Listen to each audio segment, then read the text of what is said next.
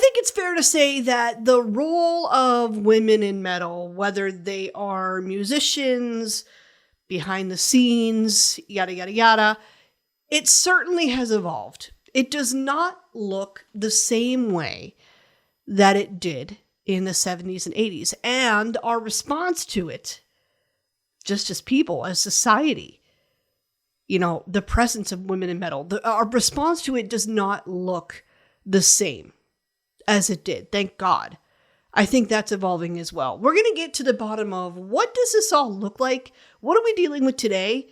And what do we do moving forward?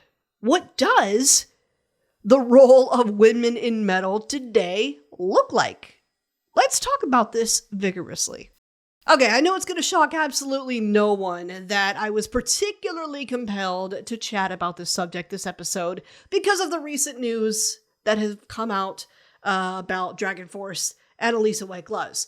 Now, everybody kept saying nobody saw this coming. Nobody had it on their 2026 bingo cards, and rightfully so. No one imagined that this was possible. And part of what I want to do this episode is talk about why. Because I think there's a few reasons for that.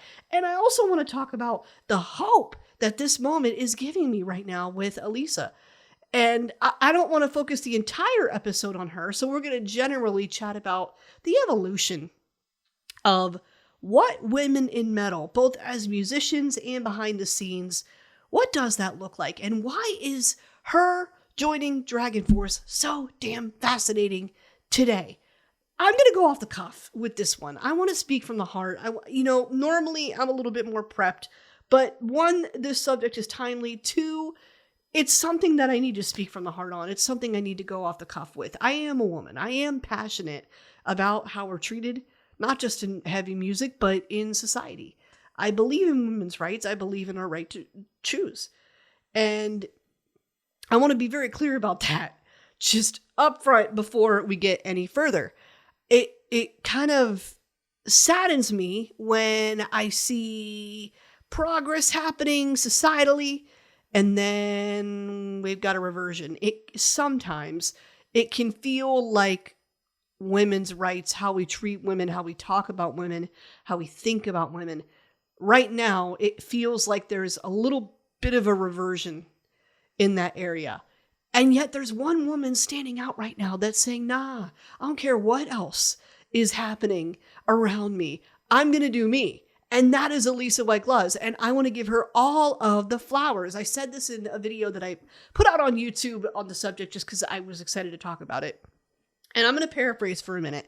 But I was especially interested in what happened here because it showed us, one, we're looking at what women do or don't do in metal and heavy music differently now. Okay. And secondly, she's the one that's kind of blazing the trail and showing us what this is going to look like in the future and what those capabilities, abilities, gatekeeping, not gatekeeping, all of that, what culturally all of that is going to look like pretty soon here.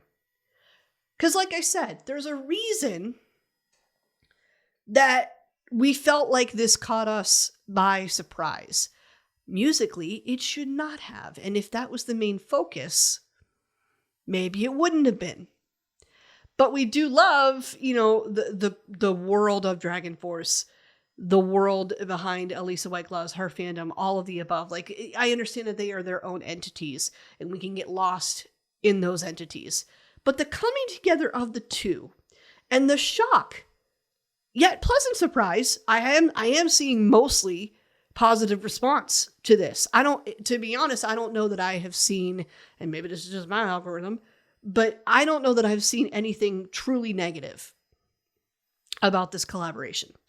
So we'll leave that there. One thing I want to highlight, though, is that if you were paying attention to the music and paying attention to the words out of the mouth of Herman Lee and Alissa as individuals, you would have saw this coming. Because both are very much in a spirit of can do. They have a can-do attitude right now, and they are willing to experiment. They are willing to treat the studio like their chemistry lab right now. And if you've been paying attention to both of them, you would have caught that. Definitely musically. Dragonforce, their entire career, has never been afraid to experiment musically. And Alissa is now more recently, more than ever in her career, now these last couple months, she's showing the same thing. So it should not be a shock that these two, who have the same mindset right now, have come together. But it caught all of us off guard. Why? Here's where I think we need to do a little bit of a history lesson to perhaps attempt to answer that question. Let's take it back to the 70s and 80s. Like, if we think about the roles of what women in metal typically were, they were still outsiders, rebels, shock figures. Oh, this is a dog and pony show. She's just up there. Blondie, they thought was a joke. Okay? And I know they're not specifically metal bands, but I'm making a point. Women in music might be more accurate. 70s, early 80s, metal was definitely male dominated. Still is. But culturally, visually, even more at that time, it was very male dominated and very masculine and very, very, very just alpha. So women who entered the space were questioned. Their motives were questioned. They were framed as the exception rather than the rule. Like, we'll let her in because she good, but this is dude's time. This is dude space.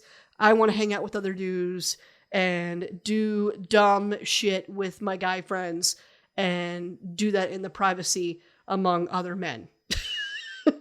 Like, even though it's not really private, but you just, I don't know, you feel more secure if you feel like you're with your brethren. And I'm a guy, I want to do dumb shit with other guys, and I want it to be that simple. This is my space for me and my dudes to get out my aggression or do dumb things and do whatever it is I want to do. I respect that. I hear that. I understand that. Corey Taylor explained that very clearly in the documentary Metal: A Headbanger's Journey. So I understand the purpose of respecting that origin. However, does the presence of women ruin that? Does it really? Does it really? Or does it add to it? Back in the day, it was seen as a hindrance. Let's talk about Doro Pesch, okay? One of the first globally recognized female metal stars. Because she stayed authentic, we know her name decades later. Lita Ford. Let's talk musicality and musical ability. I mean, she could be a guitar hero. She didn't ask for permission to do this. She just did it. Joan Jett is up there as well. Let's put some respect on her name. Girls' School. Come on. One of the few first all-female bands accepted in the new wave of British heavy metal movement. And Lemmy, they had to get, to me, they started to earn respect. They started to earn some longevity when Lemmy co-signed. And it's unfortunate that it had to go down that way because you shouldn't need that. But I can't ignore that it helped. And thank God for men like Lemmy, who did speak up when he could see at least the toxic portions of what was going on. Let's talk Wendy O. Wendy O. Williams, Plasmatics. I mean, good Lord. She said, let's do shock. She said, let's do aggression. Let's do it all very theatrically and do it in ways that are typically reserved for men. But let's show them that women can do it too. And let's show them that we want to do it because we want to do it. Period. End of discussion. It doesn't have to get any deeper than that. This is just what I want to do. And I want to create a space to do what I want to do. Pretty sure that's actually a Plasmatic song. And unfortunately, in these moments, Girls' School, I think, in that same documentary that I brought up, Metal: Headbanger's Journey, it's 20 years old already, but it's from Sam Dunn, and it's still interesting, still holds in some ways. It has aged pretty well. And I remember the members of Girls' School talking about being questioned when they would pull up to a gig and, oh, can she actually play? Are you just tuning the guitar for the guitarist? I'm sorry, what? People thought it was a marketing scheme, a PR stunt. That Blondie has talked about experiencing that specifically. And then you have the other dudes who, I don't know why, but one of the gatekeeping parts in all this, some were saying, well, is this heavy enough? Is she heavy enough? Can she hang with us, keep momentum with us, and enter this space as we created it and prove to not be a hindrance whatsoever? Now, that's a whole other topic for discussion, but these I'm just expressing were some of the concerns, and that's why we have the questioning that we did at the time.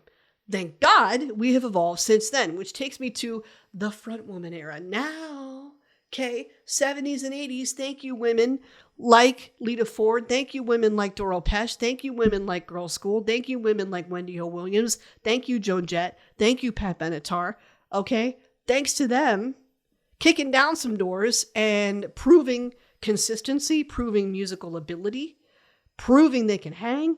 Thanks to some of them being very good eggs, we earned what I will call the frontwoman era. By the late 1990s, early 2000s, this is where I come in with my attention to heavy music. And I know a lot of y'all are going to agree that this is the point when we start to see front woman take front and center, pun intended. They become more visible in heavy metal.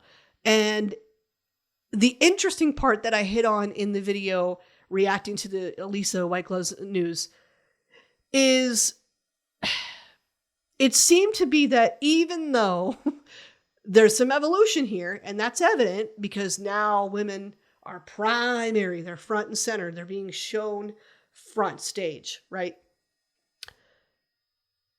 Yet there's still only certain categories we'll put them in. There's still only boxes that will allow it, right? There's still only very specific roles that they can have, even in this era, because this is what's happening. We have the gothic siren kind of thing going on. Hello, Amy Lee, Evanescence. We have operatic vocals. Hello, Nightwish. Okay, beauty, mystique, the contrast between femininity and heaviness. And while this is important to acknowledge, because thank you, now we have the freedom to express both today without question, I noticed, again, at that time, we still only saw women in very specific instances. Christina Scabia, Lacuna Coil, to me, she is one of the first who was somewhere in between. She reached the average girly who was, I'm not quite fully goth. I might not even totally be into a goth aesthetic. But I do want to enjoy heavy music, and I want to do this without being, pigeonholed to symphonic, operatic vocals. Yes, she is capable of doing those and has proven so in her decades-long career with Lacuna Coil, particularly the early years. She doesn't have to stay in the let me be the whimsical symphonic voice soaring over everybody else. No. Christina is countering everything else that is going on in Lacuna Coil, directly interacting with it. Andrea and her taking turns on Lacuna Coil, I mean, that sparked some wheels into, and turned, honestly, heavy music into partially what we see today. Like, now we're starting to see very specific boxes is what I'm getting at that time. And this visibility mattered enormously because it normalized women as leaders in heavy music. Yes, in pretty strict and rigid capacities, but we're here. And the positives have got to be acknowledged. They're accepted more readily. Women are accepted more readily as singers than purely instrumentalists. You don't necessarily have to be one or the other. Downside, though, beauty became kind of tied to marketability. It's going to happen when women are involved. I get it. But, okay, this is also the same time we start seeing this. And then women, particularly in more extreme metal cases, they're still facing a little bit more resistance because it takes the average listener a little bit more getting used to enjoy something like what they are doing, like a woman screaming, growling, drumming blast beats, riffing technically. That was still treated as a little bit unusual, even into the 2010s. Let's come correct on that. Here's some people who changed this, and this is where she needs her flowers. Thank you, Angela Gasso, for introducing us, but Angela was one of the first. Let's come correct. Angela Gasso, Arch Enemy, and then, of course, later, Alissa White-Gluz. That band alone, Arch Enemy, did so much for showing women a little bit later on, like, oh, okay, I really, really don't have to stay within specific boundaries. I really can kind of emulate the boys if I want to. And in some instances, arguably do better. And it's not a crime. I have the freedom to do this. And, if you like it, you like it. Great. If you don't, you don't. Then we have further support. Tati and Ginger. Courtney from Spirit Box. Now this is becoming the norm, particularly in the more extreme side of heavy music. This helped dismantle the idea that aggression, harsh vocals, or technical heaviness were inherently masculine. Not anymore. So this was a bonus. These instances were huge wins. And Alissa's directly part of this, which now I'm gonna call back, okay, to what I said earlier.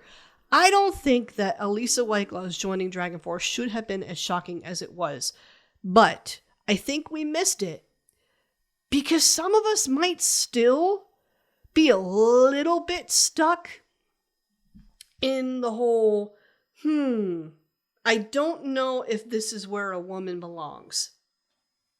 I think some of us might still be stuck there, and I'm going to go even more specific and suggest that it's possible. Some of us haven't seen a woman change bands, so to speak, or be part of multiple bands too often. And Alissa might arguably be the biggest, if not one of the biggest for sure, names when it comes to women in heavy music to do this. She was highly recognized in Arch Enemy, okay? Took the torch from Angela, carried it very well for Arch Enemy for, up until recently. And that's fine, that's cool. But now she's jumping from legacy band to legacy band. Arch Enemy to Dragonforce. They have legacy status right now. They've got sustainability and consistency. They've got decades built of it right now. And I think this might be one of the first instances where we see a woman doing that. Or at least a woman of her caliber and a woman of her status in heavy music do this. This might be one of the first instances. But here's the positive. Like I said, overall, this was very, very, very, very well received. It was very well received. I have not seen a lot of feedback about this decision. There's a broader emotional evolution happening in heavy music right now. We're paying attention to emotion, I think, as we should.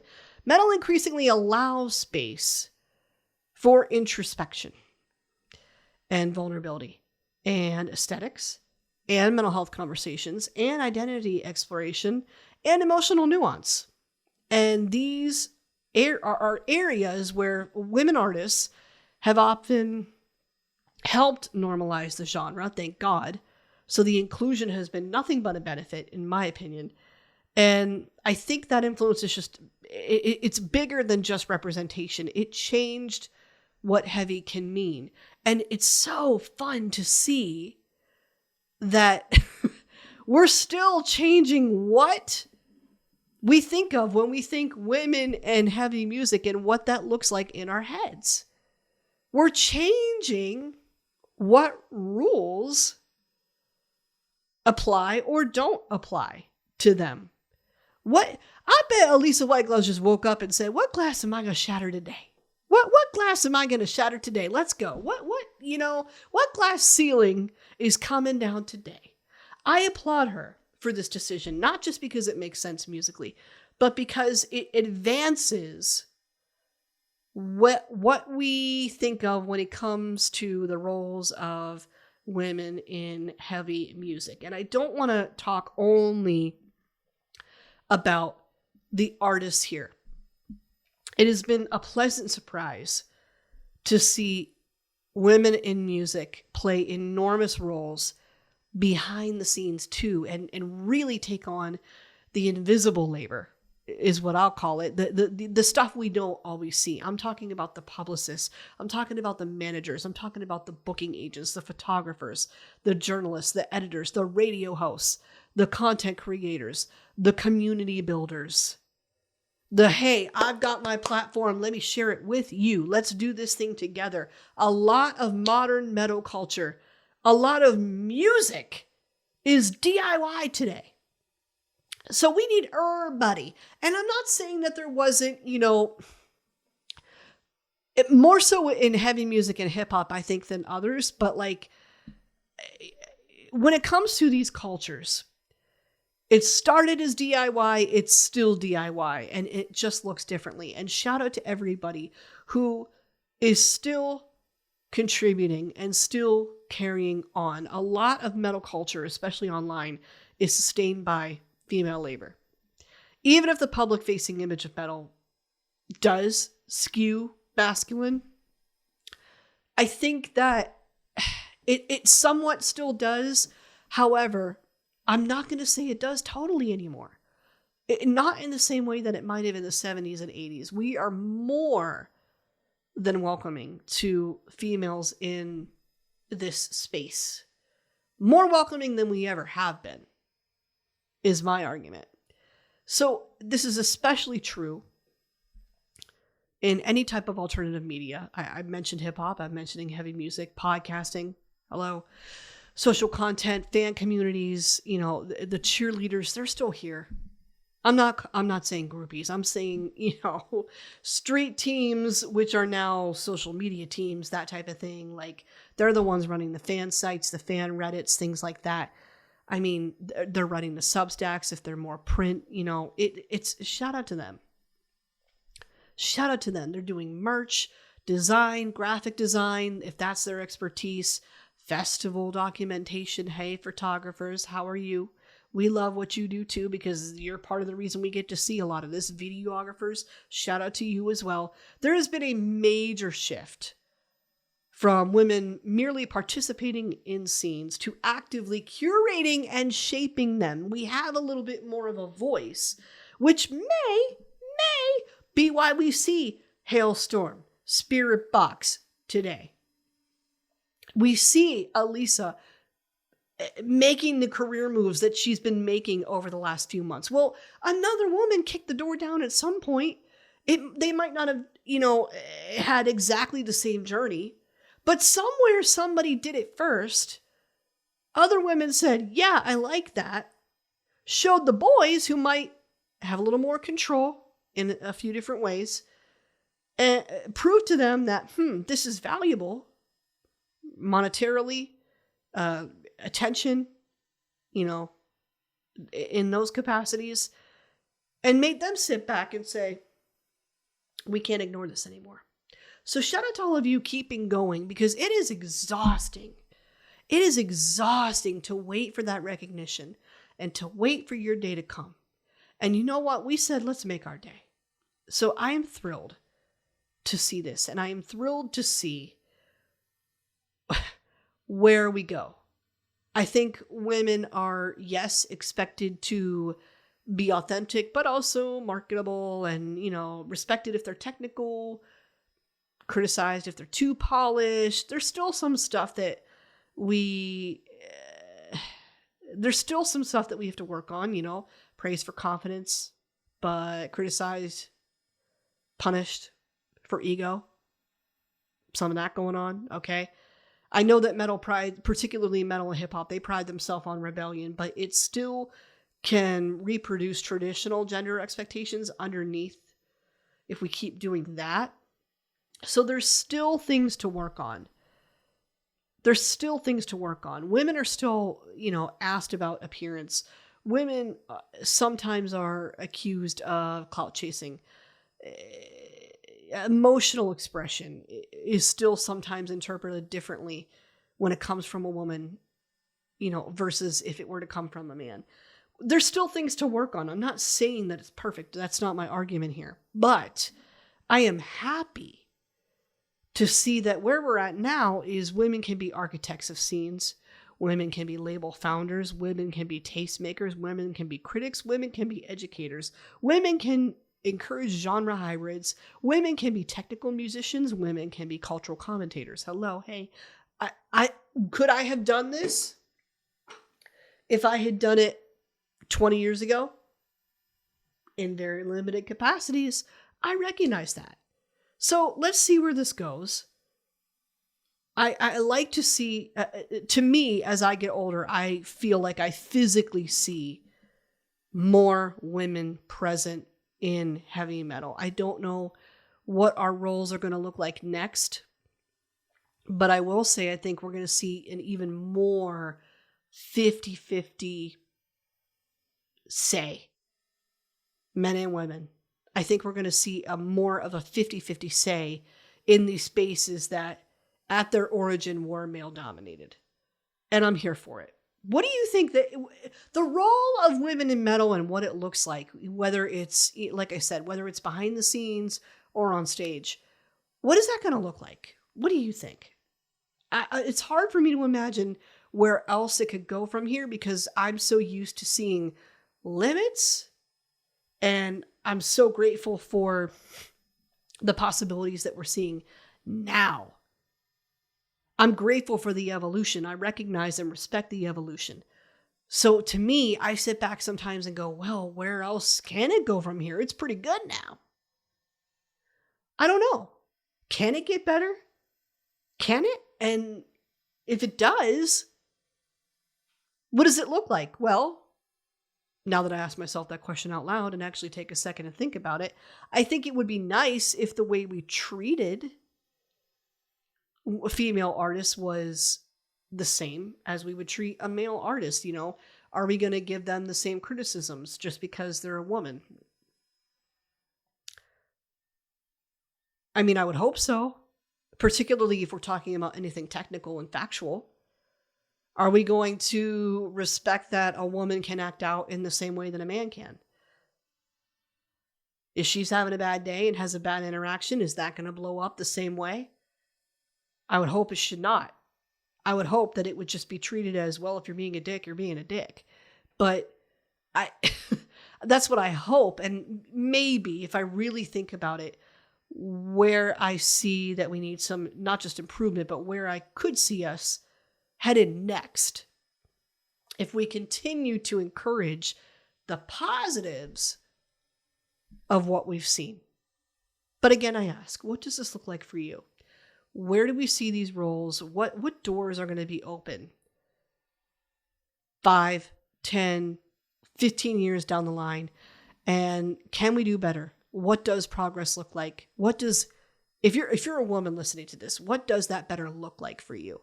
What is it that you want to see? Tell me. Let's talk about this in the comments. I do really want to encourage this conversation.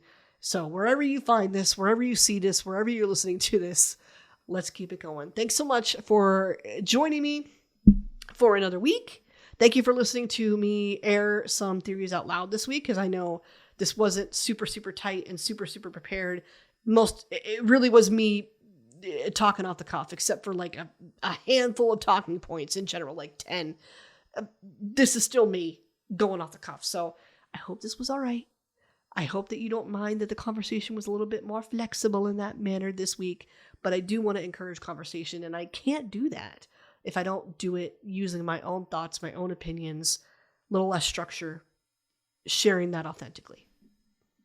Yes, I always share my own opinions. Yes, I always share my own thoughts, but sometimes when you structure it so much in a full-blown outline, it can become a little bit too polished. And too polished, to me, is a room where you have to stay polished. I don't know that we want that for a subject like this. So you let me know what you think. Agree with me? Don't agree with me? What does the future look like? I want to have those types of conversations. So you let me know, and we will see you again next week. Thank you so much for joining me again. Bye!